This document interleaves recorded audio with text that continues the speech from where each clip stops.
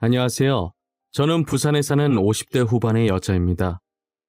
저는 몇 년 전까지 변호사 생활을 하다가 현재는 어느 대학교의 법학과 교수인데요. 저희 세대에는 공부하는 여자들이 몇 없었습니다.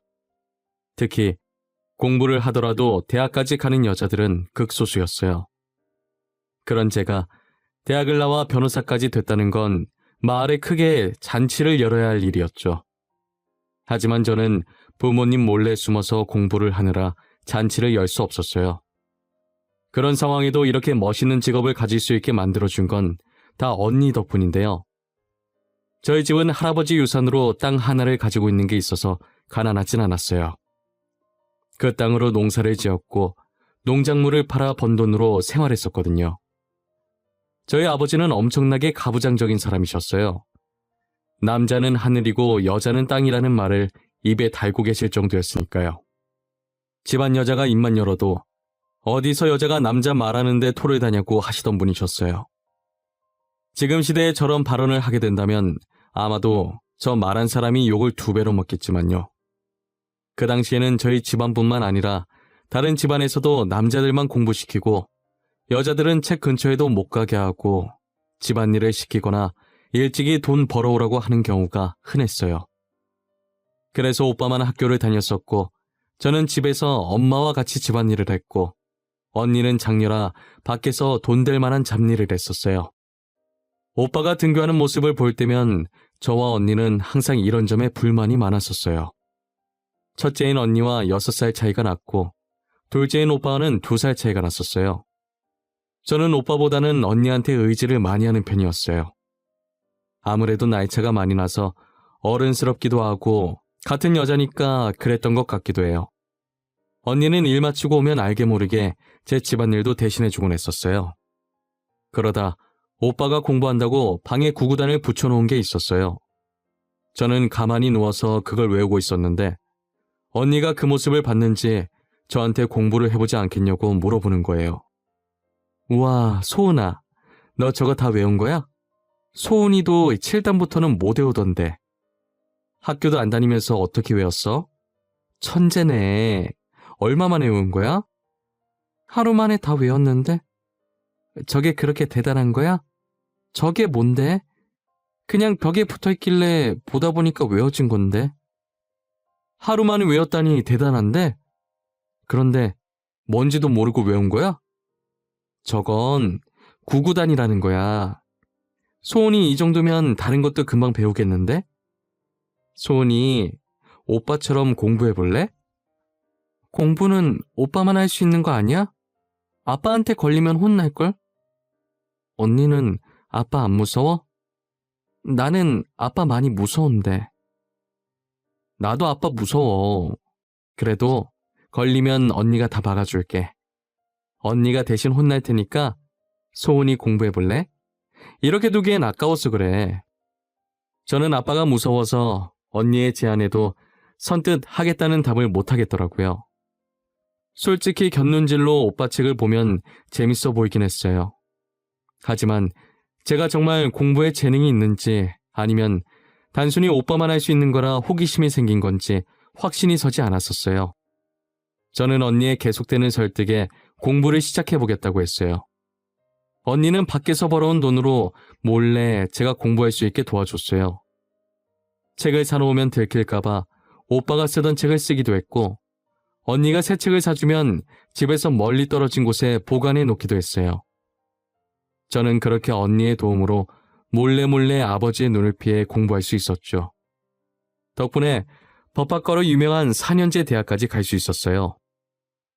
그리고 언니는 이제 제가 성인이니 저와 함께 나가 살겠다고 부모님에게 선전포고하고 저를 데리고 나와 앞으로 저보고 살 집이라면서 그동안 모은 돈으로 원룸을 하나 구해주었어요.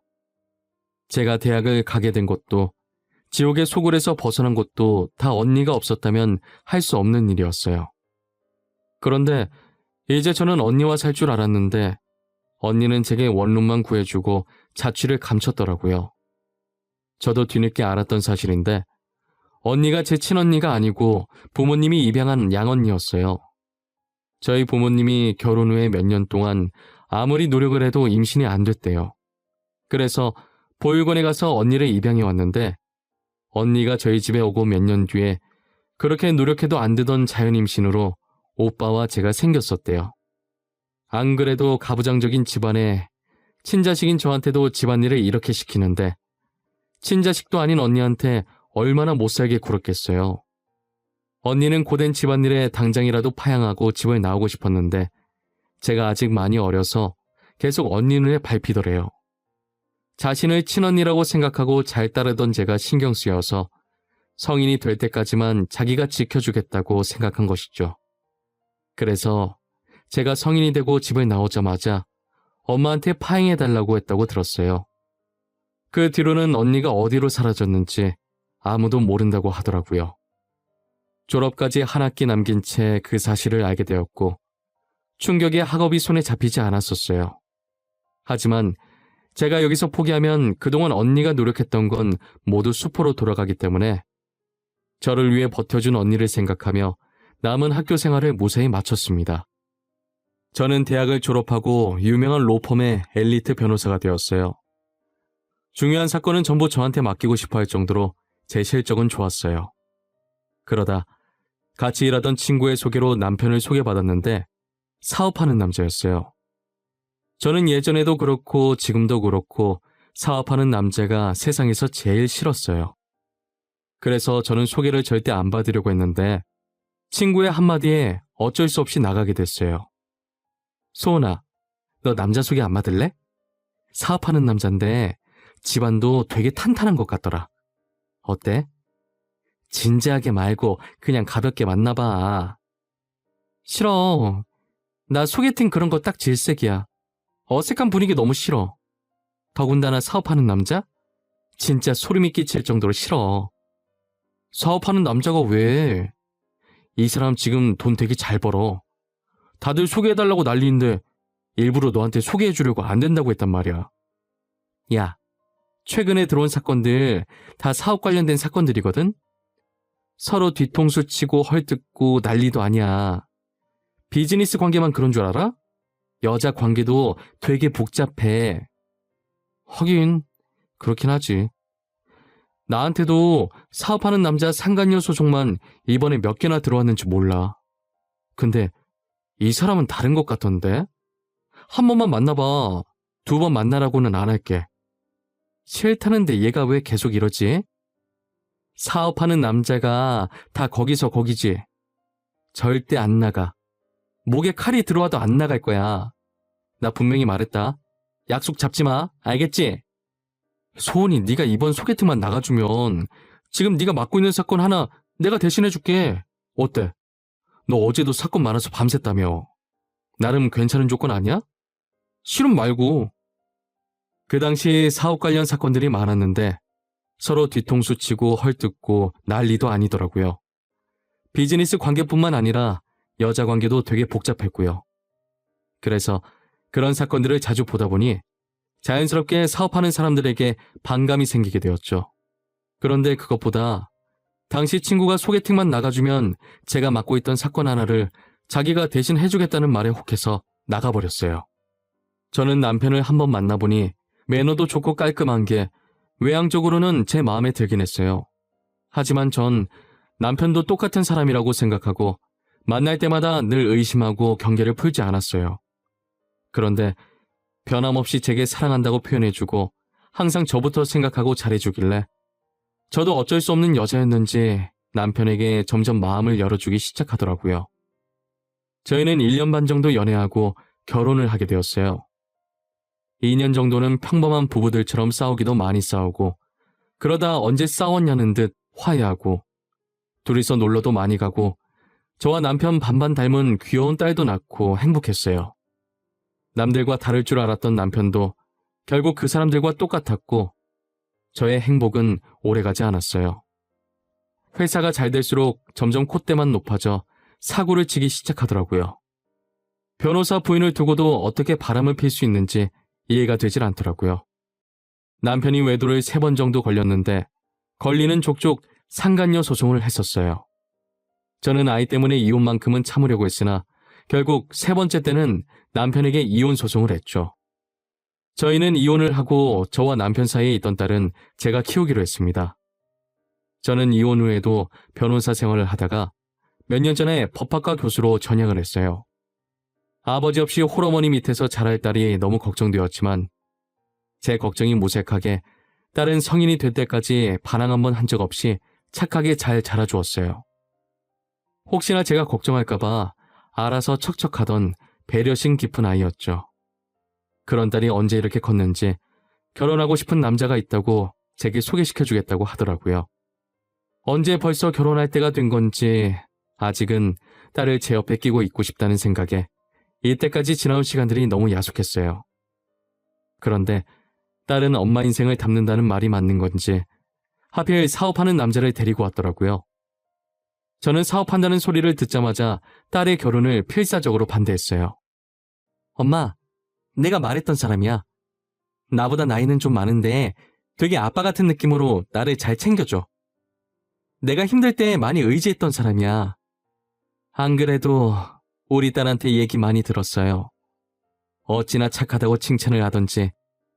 이건 그냥 형식적으로 물어보는 말인데 혹시 무슨 일 하는지 알 수 있을까요? 말씀 편하게 하세요, 어머님. 저는 거창한 일을 하는 건 아니고 저희 어머니 따라 조그만 사업 하나 하고 있어요. 지금 뭘 한다고요? 사업한다고 하셨어요? 소윤아, 이건 아니다. 나는 이 결혼 절대 허락 못한다. 죄송하지만 이만 돌아가 주시겠어요? 이 결혼은 아닌 것 같네요. 엄마, 왜 그래? 아직도 아빠 때문에 그래? 20년도 더 된 일이잖아. 나도 엄마한테 들어서 알아. 그래서 사업하는 사람 싫어하는 것도 알고. 하지만 오빠는 달라. 나도 한땐 너처럼 너네 아빠는 딴 사람들과 다르다고 생각하고 결혼했어. 하지만 끝은 결국 이렇게 됐잖아. 더 말할 것도 없어. 이 결혼은 안 돼. 저는 절대 사업하는 남자에게 딸을 맡길 수가 없었어요. 제게는 너무나 소중한 딸이기에 저 같은 인생을 물려주기 싫었거든요. 딸은 단 한 번도 제 말을 안 들은 적이 없었는데 이번엔 본인의 뜻을 굽히지 않더라고요. 방에만 틀어박혀서 나올 생각을 하지 않았어요. 저를 보려고 하지도 않고 제가 차려준 밥을 먹으려 하지도 않아서 저는 저러다 딸한테 큰일이 나는 게 아닌가 하는 걱정만 늘어갔어요. 결국 자식 이기는 부모 없다고 제가 딸한테 두 손 두 발 다 들고 말았어요. 딸의 방문을 두드리며 일단 상견례 날짜 잡아보자고 하니 그제서야 딸이 웃으면서 방에서 나오더라고요. 며칠 못 먹었다고 그새 볼이 홀쭉하게 들어간 게 보기 안쓰러웠어요. 방에서 나오자마자 밥부터 먹이고 상견례 날짜 잡아오라고 천천히 얘기를 꺼냈어요. 딸은 상견례 날짜를 잡아왔고 하필 당일날 학교에 급하게 일이 생겨서 상견례 장소에 부랴부랴 달려가기 시작했어요. 저는 거의 다 와갔을 때 시간을 봤는데 시간이 아직 남았길래 잠시 서서 숨을 돌리고 있었어요. 이 나이에 뛰려고 하니 심장이 터질 것 같이 뛰더라고요. 정신없이 심호흡을 하고 있는데 바로 제 앞으로 스쳐 지나간 사람이 언니와 많이 닮은 거예요. 저는 놓칠세라 급하게 뒤쫓아갔는데 언니 닮은 사람이 제가 가야 하는 곳과 같은 장소로 들어가더라고요. 그 사람이 들어가자마자 저도 곧이어 바로 들어갔죠. 딸은 그런 저를 보면서 어떻게 둘이 같이 들어오냐고 물어보더라고요. 어떻게 두 분이 같이 들어오세요? 오다가 만나셨어요? 두 분 만나신 적 없을 텐데 어떻게 사돈인 걸 딱 알아보셨지? 사돈이라고? 이분이 안사돈 되실 분이야? 내가 아는 사람이랑 닮은 것 같아서 뒤쫓아왔는데 여기로 들어가시더라고. 딸과 제가 대화하는 소리에 언니를 닮은 사람이 뒤돌아서 저를 쳐다보더라고요. 가까이서 보니 눈 밑에 있던 점이 언니라는 걸 확인시켜줬어요. 언니도 저를 보고 알아본 것인지 많이 놀란 표정이더라고요. 너 소은이 맞아? 진짜 우리 소은이야? 어떻게 여기서 이렇게 만나? 내가 그러고 가서 미안하기도 했고 그동안 어떻게 컸을까 너 생각 엄청 많이 했어. 언니, 이거 꿈 아니지? 나 혼자 놔두고 어디 간 거야? 내가 얼마나 찾았는데. 대학 졸업할 때까지 매일 돈만 보내주고 연락은 한 번 없고 진짜 너무했어. 언니가 미안해. 그래도 이렇게 훌륭하게 잘 컸네. 변호사 하다가 지금 교수라면서. 장하다 장해. 혼자서 딸도 어쩜 저렇게 참하게 잘 키웠니? 너도 이제 많이 늙었다 얘. 언니가 할 말은 아니지. 언니는 나보다 더 쭈글쭈글하구만. 아니, 어떻게 우리가 사돈으로 만나? 무슨 인연이 이래? 알고 보니 예비 사위의 엄마, 그러니까 제 예비 안사돈이 저희 언니더라고요. 저와 언니가 눈물의 상봉을 하고 있으니 상견례 분위기는 당황스러움이 가득했어요. 상황 설명을 들은 후 다들 어떻게 이렇게 다시 만나냐며 신기했어요. 언니는 이미 파양한 상태라 원래 저랑 피가 섞인 게 아니었으니 다행히 딸과 사이가 결혼을 한다고 해도 법적으로 아무 문제가 될 게 없더라고요. 하지만 여전히 예비 사이가 사업하는 게 제 마음에 걸렸어요. 언니의 아들이라는 걸 알고 나니 예비 사이가 허튼 짓을 할까봐 걱정되는 게 아니라 이게 안정적으로 유지가 잘 되어야 하는데 혹시나 휘청이면 어떡하냐는 걱정이었어요. 그런데 다 쓸데없는 걱정이었나 봐요. 나는 언니 아들이라 다른 건 걱정이 전혀 안 되는데 사업한다는 게 걱정되네. 사업이라는 게 쉬운 게 아니잖아. 계속 잘 될 때만 있는 것도 아니고 말이야. 어머니께서 어떤 걱정하시는지 잘 알아요. 하신 말씀도 다 맞고요. 저 소윤이 절대 굶길 일 절대 없어요. 그만큼 제 사업 자신 있다는 말이고요. 우리 아들 이래봬도 사업한 지 오래됐어. 20살 때부터 내가 운영하던 회사 물려받았는걸. 그런데 아직까지 이렇게 잘 지키고 있잖아. 너무 걱정하지 마. 이제 자기 나름 노하우도 생긴 앤데. 그래, 그렇다면 다행이고. 그냥 내 기우라고 생각해줘. 내가 워낙 쓸데없는 걱정을 많이 하는 편이라 그래. 걱정하지 마세요. 저희 회사 휘청에도 저 도와주실 분 많아요. 제가 그동안 여기저기 베푼 게 많거든요. 지금 저한테 은혜 갚겠다고 줄 서신 분만 해도 한 트럭이에요. 그래도 예비 사이가 인맥 관리를 잘해서 회사에 투자하려고 하는 투자자들이 많아서 다행이었어요. 그리고 얘기하다 보니 알게 된 것인데 사위가 하는 사업이 자선 사업이더라고요. 좋은 일 하는 것이었는데 제가 사업이라는 소리에 눈이 돌아버려서 제대로 들으려고 하지도 않고 무작정 반대부터 하고 본 것이었어요. 정말 민망해서 예비사위 볼 낯짝이 없더라고요. 딸도 결혼하면 예비사위 따라서 봉사도 많이 하고 기부도 많이 할 것이라고 하더라고요. 저도 봉사할 때 같이 가겠다고 불러달라고 했어요.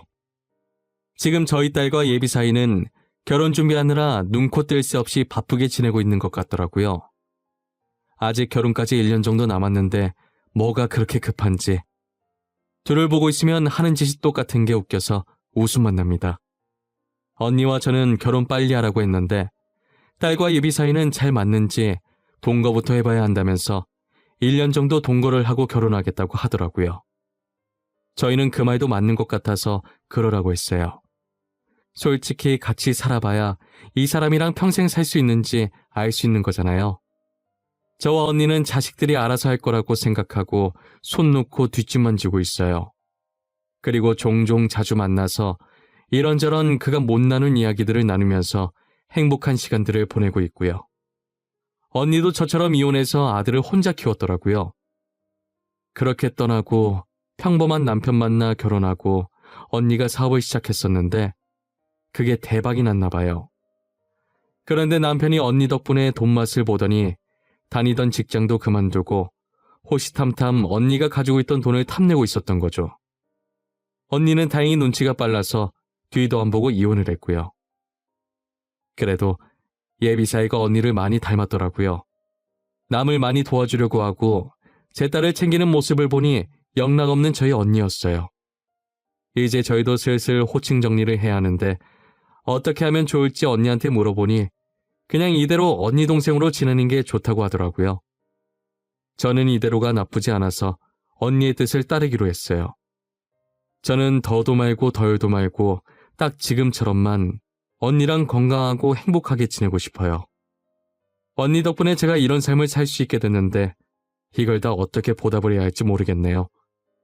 지금부터 천천히 은혜를 갚아나가려고 해요. 지금까지 제 이야기 들어주셔서 감사합니다. 다들 좋은 일만 가득하시길 바랄게요.